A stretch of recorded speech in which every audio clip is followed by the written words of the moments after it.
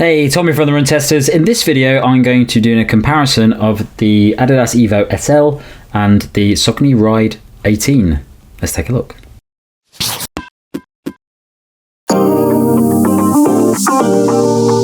The Adidas Adizero EVO SL costs £130 or $150. It weighs 224 grams or 7.9 ounces for men in a size 8.5, and the drop is 6mm. The Saucony Ride 18 costs £130 or $140. It weighs 266 grams or 9.4 ounces for men in a size 8, and the drop is 8mm.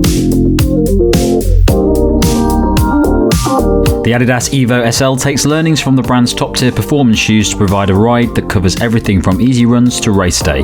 That's largely thanks to a thick layer of LIGHTSTRIKE PRO midsole foam that's designed to be soft, comfortable, and ensure a high level of energy return. The upper is made from a lightweight and breathable engineered mesh to deliver comfort and ventilation, while the outsole features a combination of continental rubber on the forefoot and clear rubber towards the heel of the shoe, aiming to provide grip and protection without increasing the weight.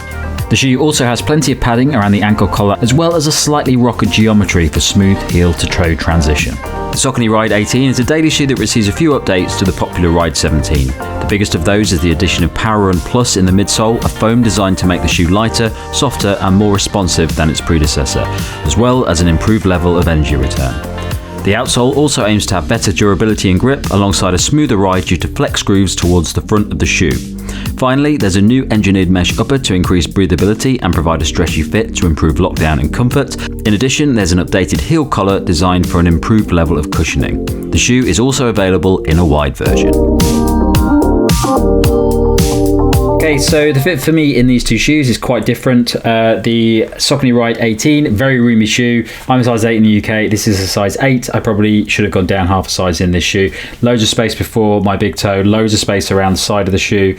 Midsection of the shoe is absolutely fine. So even though it's got the extra space, I didn't find it hard to get a lockdown fit. So if you do want loads of extra room, it's not going to be a problem for you to get a lockdown fit if you've got fairly average width feet like me. Plenty of padding in it. I had no problem with heel lock or anything like that. Found it to be a very comfortable shoe, but there's just a lot of space in the forefoot, which I didn't really notice on the run, but for some people they might. The Adidas EVO SL, the opposite. So I generally go up half size in Adidas shoes. Most people do in the UK. I tried on a few different versions of this shoe in the shop, and even though the 8 for me felt okay, when I pressed down on it I did feel that my toes were getting a bit close to the end, so I went up half size, and I'm glad I did. Very comfortable. This is quite a roomy shoe overall, so it's not, if you've got very average with feet, you're not going to find it a narrow shoe or anything like that, but pretty easy to get a lockdown fit in, very comfortable, so I would go up half size in the Adidas EVO SL. Okay, so these two shoes are shoes that you might be looking at if you want a daily trainer that can maybe be a bit more versatile and you can do different types of runs in. Maybe you're looking for just one shoe and you don't want to spend loads and loads of money. These are both fairly competitively priced shoes when you compare them with some of the other shoes in their own ranges. So let's start off with the Adidas EVO SL. Incredible shoe. This shoe takes learnings from some of the more expensive performance shoes in the Adidas line, including LIGHTSTRIKE PRO. It is full LIGHTSTRIKE PRO midsole, and turns it into a daily versatile shoe, and it works. It really works well. For the price, it's really impressive what this shoe can do. I used it for probably done about 50-60k in this shoe so far, and the runs I've done in it have varied. So I've done 10k easy runs, longer runs in it, and I did a interval session in it, and it works great for all of those runs. It's just got this LIGHTSTRIKE PRO midsole it's quite soft, but not to the point where it feels like it's slowing you down or it's sluggish. It feels like it's got a nice bit of energy return in it. Feels like it's got a little bit of a kick to it, and also it's got a lovely transition as well. It's a shoe that can really adapt to the speed that you're running in it. So for me, it's probably a shoe that goes down really well as a really good all-rounder shoe. Definitely a shoe that maybe if you were planning on doing a race and you didn't want to buy a carbon plate shoe and you want to do lots of your training in the same shoe, this is a great option, because could definitely see myself racing in this shoe, despite the fact that I normally race in carbon shoes all the time. So it is a fantastically versatile shoe, lovely heel to toe transition, really just really allows you to do anything in it. But as I said, I've used it for easy runs, and I like this midsole for easy runs. I find that it lands really nicely, and you just get enough bounce back to just make the run nice and comfortable and enjoyable. So fantastic shoe, really good, and really comes down to that versatility of this shoe. That's where for the price it's really impressive. The Saucony Ride 18. So the Saucony line is a bit of a daily workhorse, really. You can use the previous rides. We've all been big fans of the previous rides. Really comfortable, slightly versatile training shoe that fits into that world of cushion daily shoes, but it's probably just a little bit more to it than what you get from some other ones, things like the Glycerin 22 and shoes like that, which really veer more towards that easier side of running and not really the faster side. There's a bit more to the Ride 18. The midsole, the PWRRUN Plus midsole, it's nicely balanced. It's a little bit firmer than what you get in the EVO SL, but it's got a nice transition. It's very comfortable. It's all about comfort, this shoe, and reliability. It's very stable. It's got a nice it's got maybe a little bit of bounce, but not loads, but it definitely feels that midsole isn't giving too much away. It's adding to the run without really making it massively noticeable. So I've used this for about 40-50k now, and the runs that it seems to work for are the easy runs for me, all the consistent runs for me. So for me, an easy run would be about 5-20 kilometers. I've probably been doing about 4:55 in this, and it feels great. Nice smooth turnover, very comfortable, no issues. Sort of shoe that you go out running in, you don't think about it. The shoe's not your problem. It's just maybe you getting tired, but you're not thinking about the shoe. And this is that shoe. It's a great workhorse. I think for a lot of people, it's a shoe that could fit into rotation very nicely, as the shoe that just soaks up the miles. Maybe you're not going to go out and do interval sessions in it, but most of the stuff you're doing at easy runs, those consistent runs, longer runs, just eats them up. No issues at all. The experience isn't like you're getting loads of bounce back or there's an aggressive rocker in it. It's just comfy. It's just reliable. It's just you get home and go, great, that was a good run. Shoes were fine. That's what you want from it. That's what you get from it. It is a little bit more versatile than some cushion cruisers you get, but it's not massively. So for some people that'll be absolutely fine. But if you're the sort of runner that's buying one shoe and you're doing a lot of interval sessions and things, probably going to cap out on this. Adidas EVO SL would be perfect for that. This is probably a little bit further down the easy list than that.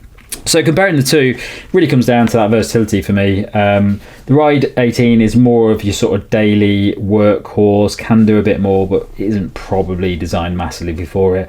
Whereas the EVO SL is just faster, more versatile, and just a bit more to it. It's more of an experience than a reliable shoe when you're out on the run.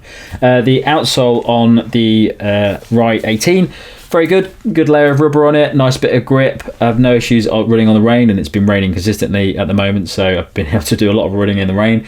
Absolutely fine. There's a bit of exposed midsole on here, but it seems pretty sturdy. It doesn't seem to be wearing down at all.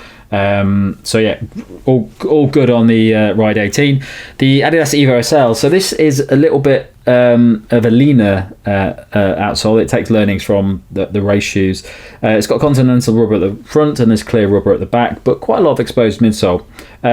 This outsole rubber is really good. Surprisingly, I didn't think it'd be as good as it was. Really good at grip, no issues at running in the wet, and not really any signs of the midsole being worn down at all as well. So quite impressive outsole for something that's so thin and so lean to presumably keep the weight down and keep it a bit faster. So yeah, all in all, two very different shoes, but two very good shoes.